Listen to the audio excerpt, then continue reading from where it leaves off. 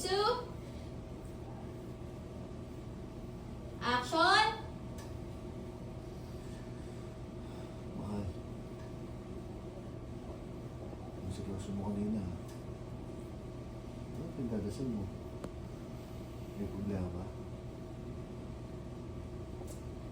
Wala. Pinagdarasal ko lang na sana pag uwi na ako sa Pilipinas, okay lang lahat. Walang problema. Kasi alam mo naman, pwede sinasabi nila na okay lang sila doon, pero ang totoo, hindi naman ko alam. Lahat naman tayo ganito eh. Sinasabi natin na okay tayo, na masaya tayo, na okay lang, basta may makain. Pero ang totoo,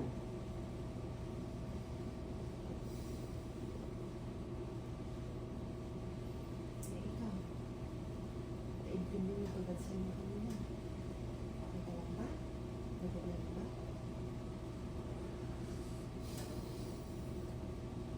may pinagdarasal na ako. Ano?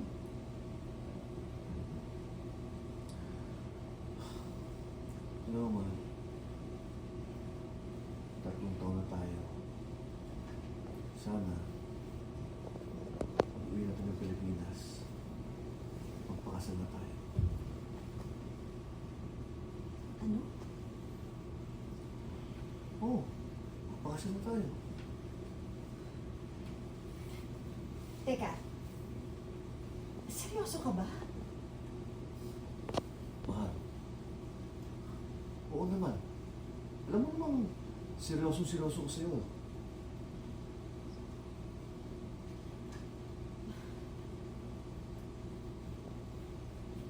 Pwede mo. Pwede mo pag-isipan ko muna.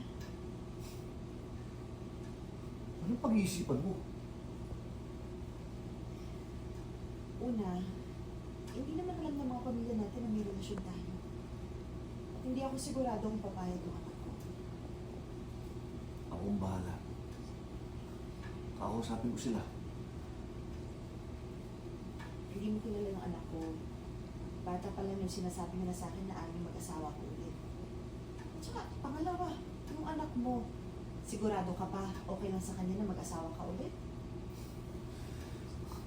Alam mo, mahal, madali na yun. Ako na bahala dun. Pakiusapan ko sila. Teka, tinatanggihan mo ba ako? Hindi naman sa tinatanggihan kita. Eh, ano palang ginagawa natin? 3 taon na tayo. Sorry, hold. E di pumayag ka na, magpakasal na tayo. Ayun, okay. And 5, 4, 3, 2, 9 tayo yung Marcelo, and... Action. Eh, di pumayag ka na. Pakasal tayo. Sila hindi naman ganun padali yun eh. Ayoko lang nagulayin pa yung mga pamilya natin. Eh, ano palang ginagawa natin dito? 3 taon tayo nagsasama. Ano sa'yo ito? Garo-garo lang, mahal? Manatinda na tayo. Wala ba tayong karapatang lumigaya? Bakit? Hindi ka pa masaya? Mahal, masaya ako.